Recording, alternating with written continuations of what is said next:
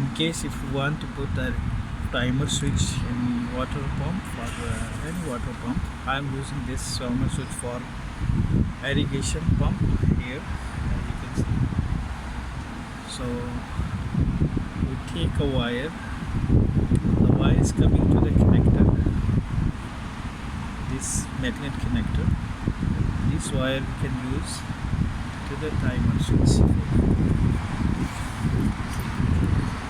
This is the wire that going directly before to the magnet switch.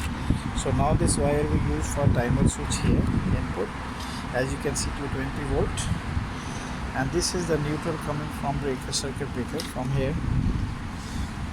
So let run the coil of timer switch, and this is output of timer switch.